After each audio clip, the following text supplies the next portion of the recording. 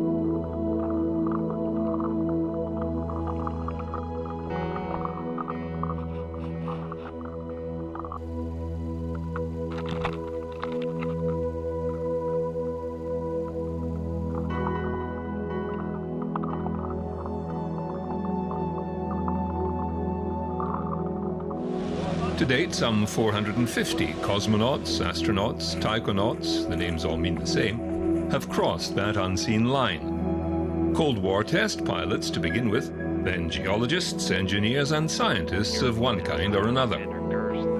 Mission specialists now come in all sizes and nationalities. Even politicians and cashed-up tourists have gate-crashed the space party. But how do you earn an astronaut's wings?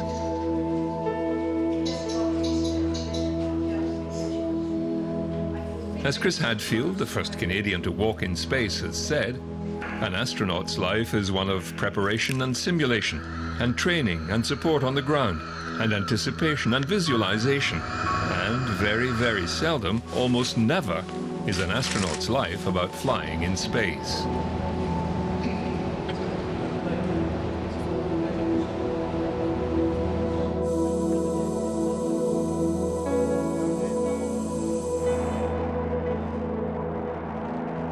In one sense, the key to becoming an astronaut is simple: brute force.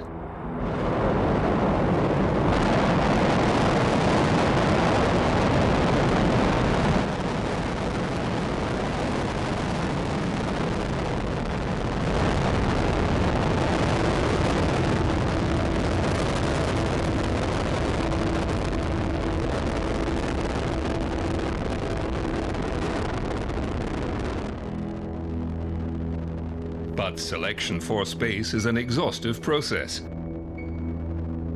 Astronaut candidates must be fit, physically and mentally, to endure the rigors of training. High intelligence is essential, while bravery is a useful character trait. The current crew of astronauts have trained for work on the International Space Station, while others are working towards missions yet to come. They have one thing in common: they all consider themselves lucky.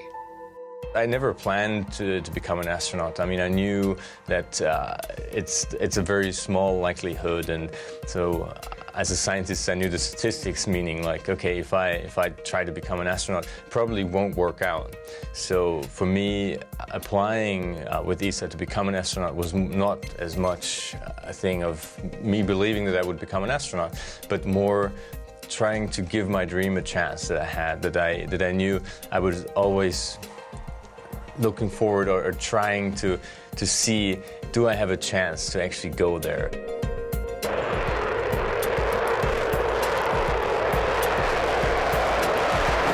It also helps if you know how to use one of these.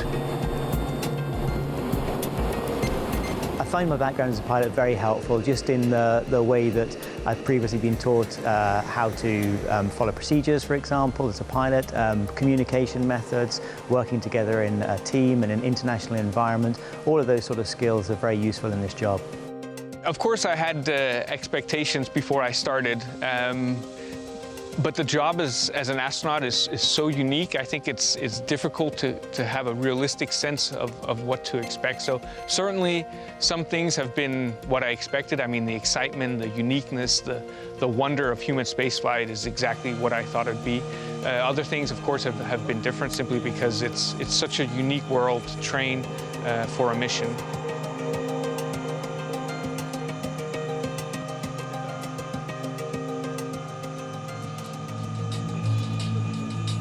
Astronaut candidates should expect a 2-year period of training and evaluation. Learning to live and work in extreme environments comes right at the start.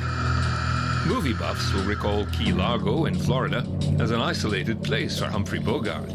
Now it houses NASA's Nemo facility Aquarius, training astronauts for both the ISS and future asteroid missions.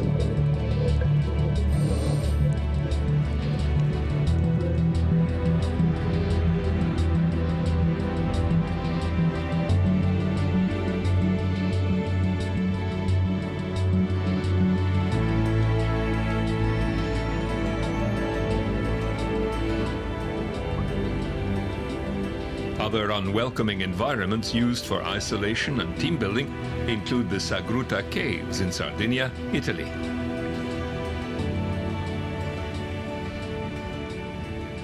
The ESA Caves mission that I was a part of a few years ago, where I spent a week living underneath the ground in a gigantic cave system. The 2 NASA NEMO missions that I've been able to participate in. I mean, all these things are fantastic opportunities in and of themselves.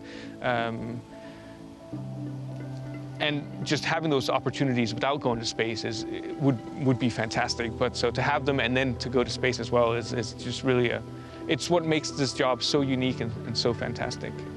Of course, spaceflight training is not easy. I think that's clear. I mean, for 3.5 years, you have to travel almost every 3 weeks. You fly over the Atlantic, you're in different training locations. You spend about 5% of your time at home.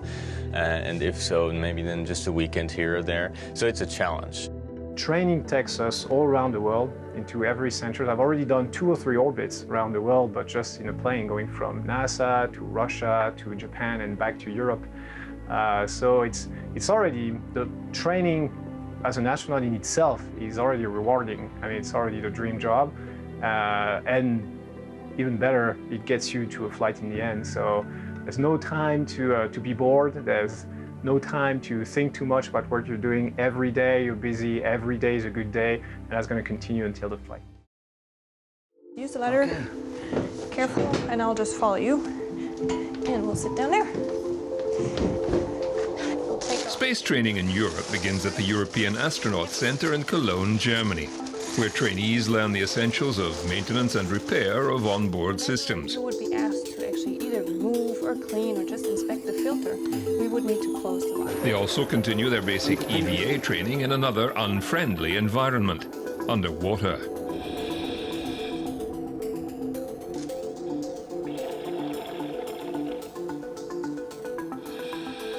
In general, the training at the different locations varies quite a bit. First, there's the technical side, which means like we're training in Japan on the systems that Japan supplied to the space station. In Russia, we're training on the Russian segment of the International Space Station. In the US, we train for the US side. And at ESA, we train for Columbus and ATV, which are the modules that ESA supplied to the space station.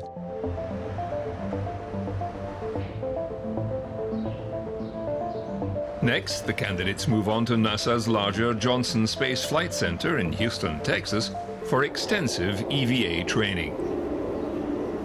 Training at the JSC is always very busy because we do many different things and it's a huge facility, so we're moving all the time from one building to the other. Like here we are in the building 9, where we have a replica of all the American modules of the space station. So in this building we train for the space station. Some of it is daily operations, some of it is actually off-nominal operations like emergencies, like in these mock-ups in this building. Just yesterday I did a 5-hour emergency simulation with my crewmates, with our full crew complement of 6 people of Expedition 42. And that, of course, is not something that you would call daily operations. That's something that we really don't want to happen, but we train it a lot because emergencies would put us as crew in danger. There we go. HCN 1.2. The great thing about being trained on emergencies is that it gives you a state of mind. Having the knowledge, having the training can help you in any situation, in any condition, just like it happened to me during my EVA. It was an unexpected emergency that we had not been trained for, but because you have received training that it's all encompassing, it gives you the state of mind where you look forward to the solution rather than focusing on the problem. EVAs, extravehicular activities, sound routine enough. But spacewalks, as we know them, are among the most dangerous duties an astronaut must carry out. Preparation and safety-conscious planning are critical. Behind me you see a lot of equipment which is related to the airlock operations in case of a spacewalk, so we train this here as well. But there's also another completely different facility, which is the Neutral Buoyancy Lab. That's a huge pool, and in there we train for spacewalks underwater. Neutral buoyancy training tanks are in place at ESA's Cologne facility and at Star City in Moscow, but JSC has the biggest. EVA training is fantastic. It's physically difficult. It's one of the most challenging parts of the training, but it's also one of the most realistic. When you're in the pool for 6 hours, you get tired, but at some point you really think you're on the ISS, you look around you, and there's a structure everywhere. Sometimes you even get disoriented because that's what happens in space. It's like a 3D labyrinth of technology. It's a maze of technology. There is so much going on here because we not only train space station, but robotics, spacewalks. So it's a very complex training system, and it's very exciting to be part of it. I think one of the hardest parts of the astronaut's job is to retain all this different information over the 2.5-year period from being assigned to actually launching. Yeah, there's an awful lot of information on the Soyuz, on the space station itself, robotic training, EVA training, the list goes on. So to try and retain all that, the way that they do that is just by having refresher training really along our path to launch. JAXA, Japan's space agency, trains astronauts in the operation of the country's ISS contribution, the Kibo experiment module, with its space exposure platform. So this is nominal. I guess it has a very Japanese flavor to it. I mean, the content and the way the content is presenting and delivered is pretty much standardized. But of course, the instructors are Japanese. They have that very polite, very kind Japanese way about them. In Saint-Hubert, Quebec, the Canadian Space Agency's Mobile Servicing System Operations Complex schools astronauts in using robotic arms on station. Here's a station at scale, and here's a robotic arm also at scale. It moves and we can plan our maneuvers. As you can see, the main challenge to not hit anything while you're moving this arm, because all you got really when you're working, you come here. There's this workstation. You got a couple of camera views to work from. You got your hand controllers to move the arm, and you get some computer displays and a bunch of switches here on the left. That's all you got. So you really got to think ahead how you're going to maneuver this arm without crashing into anything, because of course that would be a very bad day on orbit. Star City near Moscow in Russia was the birthplace of manned spaceflight.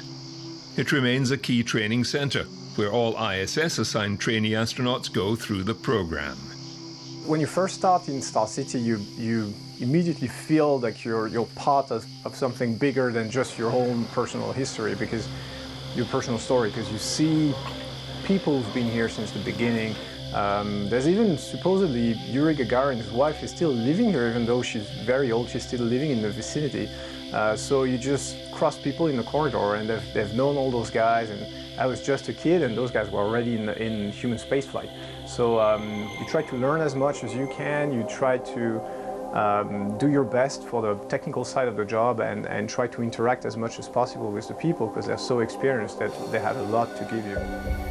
Expecting the unexpected is a basic training principle, like landing off course after the mission or touching down in the Siberian tundra.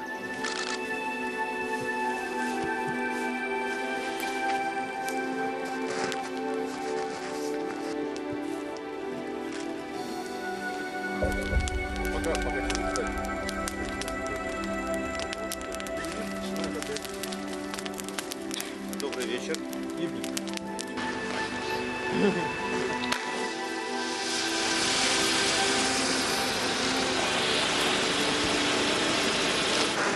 As NASA has no manned flight hardware of its own at present, the agency purchases seats on Russia's Soyuz spacecraft. All astronauts must be trained on the Soyuz systems, which poses a problem of its own. Everything is, of course, in Russian. All the documentation's in Russian in the Soyuz spacecraft, and of course all the conversations in Russian as well, which is the reason for us having all of the Russian lessons during our training flow. Not only must you know the Russian language, when in Russian spacecraft, you must also wear Russian spacesuits.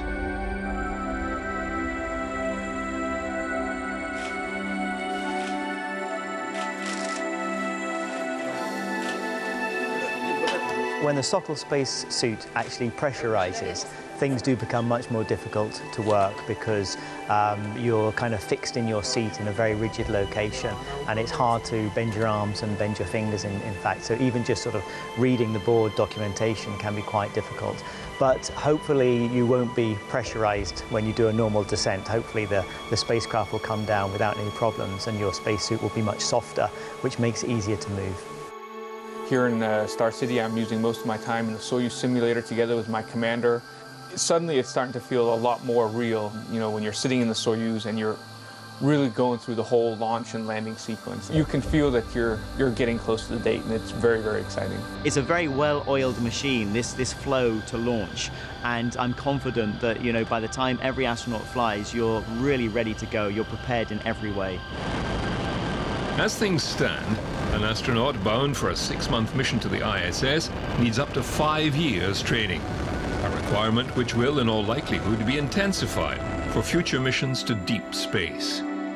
The ISS will probably be used as a long-duration astronaut training facility for missions to Mars and beyond.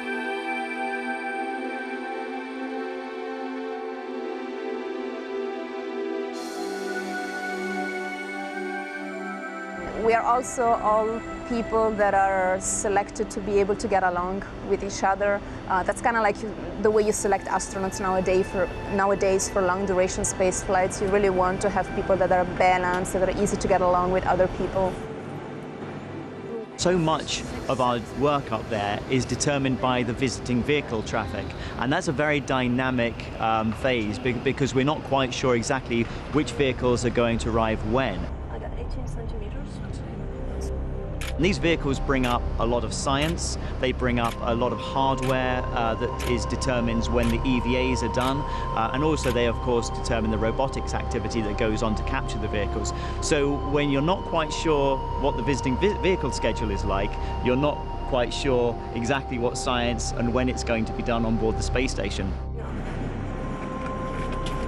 One 6 months increment for the whole crew is around 300 experiments, out of which there's 55, 60 for ESA. So there's a wide array of domains like medicine, technology, material science, fluid science, everything you can think of. We're trying to make the most of the conditions in space and the microgravity to get results that wouldn't be possible to achieve on Earth. So one of the things I've learned is you just have to be extremely flexible, and we get trained on how to do tasks that may be planned 6 months ahead of our mission and maybe planned 6 months after our mission, so that should there be some flex and those activities fall within our increment, then we're trained and we're ready to do those as well. There's some leftover smell. Whoa. It's not good. Not good.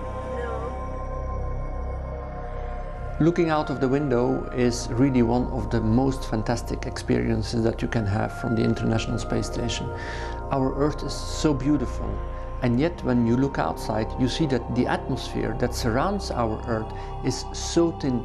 It's merely like an eggshell around an egg. It's so fragile, and the vulnerability, the fragility of our planet is very, very visible from on Earth. You see this blue ball and then above nothing, just black, absolutely nothing in this immense universe. And I would hope that more people would be able to fly to space, more maybe of our politicians, decision makers would be able to fly to space and really see the vulnerability of our planet, so that we can finally start doing something about climate change.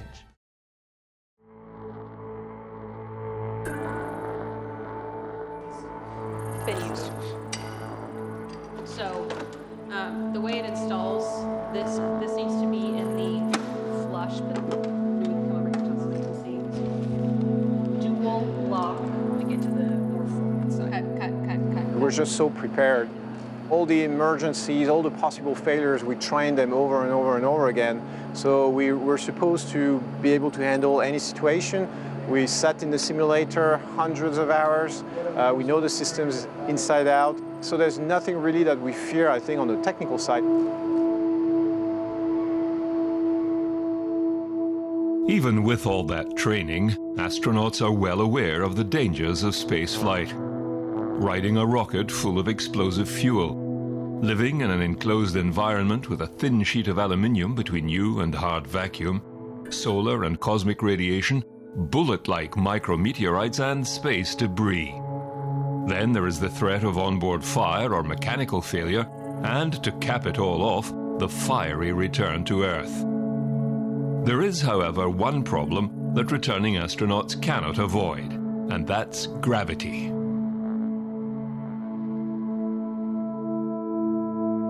When you get back home, of course, I will always remember this was the same for my first flight or for my second flight. The moment they open up the hatch and you feel this fresh, cold air coming into your capsule. This is really something. And you're out there, of course, in the steppe. You have this real soil kind of smell that you have. It's really feeling fantastic.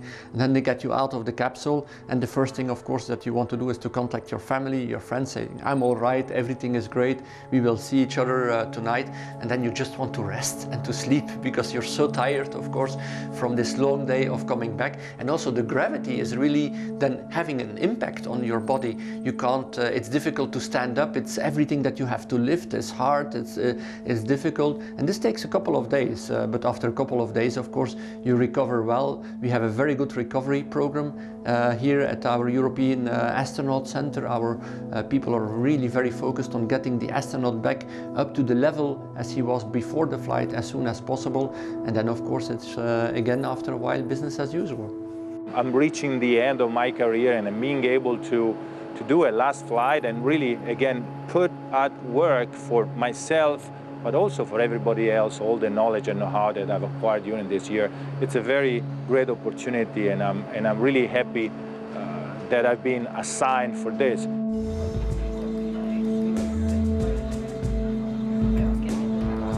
There is another way of crossing that unseen line on the edge of space, by paying your own way as the ultimate tourist.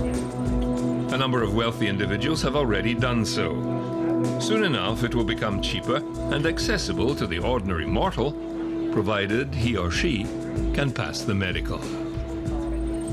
You know, when our test pilots and wonderful team that run Virgin Galactic say that we're ready to go, then I'll be ready to climb in and be the first passenger as such, to go to space and to become an astronaut. And from there, hopefully, thousands of people will follow me.